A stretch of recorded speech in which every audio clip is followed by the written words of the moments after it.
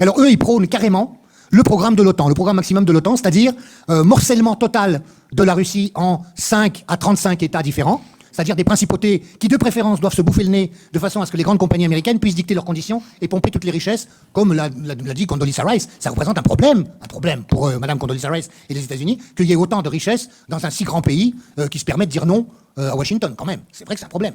Donc on voudrait faire plusieurs États morcelés. Lech Walesa a dit lui-même, alors là, et ça évidemment c'est une citation que les Russes se sont empressés, les médias russes se sont empressés de répercuter plusieurs fois, Lech Walesa donc a déclaré, ce pays-là, il faut le réduire à 50 millions, ils sont 145 millions, hein. Donc ça veut dire on bousille 100 millions d'habitants comme ça, et notre presse de grand chemin, elle a pas créé, il a dit il faut les réduire à 50 millions. Oui, mais il n'a pas dit comment non, il n'a pas dit de les exterminer. Vous faites comment? Vous les prenez en Union européenne? Non, je crois avec que les autres migrants. Je ne défends pas Valesa, mais simplement, Bon. l'idée c'est de découper la Russie en morceaux. Ça, non, il a dit 50 millions de Russes, 50 millions de Russes, et on découpe en 5 pays.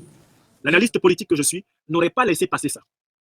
Parce que quand je vois 10 personnes sauter sur une mine au Burkina, encore dans les 24 dernières heures, et que des gens essayent d'écrire dans des journaux à travers le monde, des djihadistes ont posé une mine au passage d'un bus. Ce ne sont pas des djihadistes, ce sont des terroristes.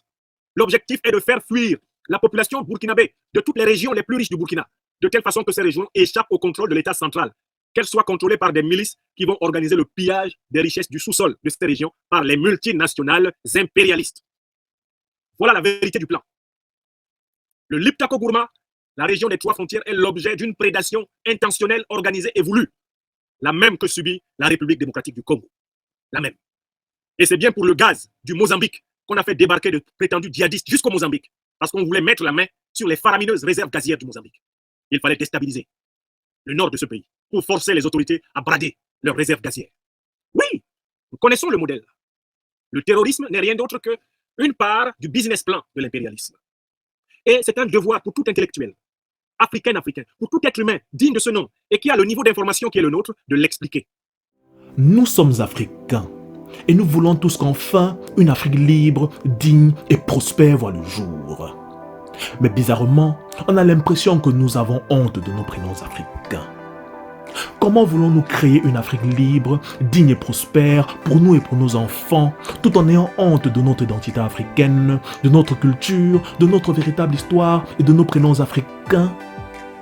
Je traite de ce problème dans mon livre Prénoms de l'Afrique qui sort dans quelques mois aux éditions Argent Livre, et je vous offre également à cette occasion un extrait de mon livre et une liste de plus de 180 prénoms africains que vous pouvez recevoir gratuitement par email en suivant le lien en description de cette vidéo. Ensemble, nous avons un continent à bâtir.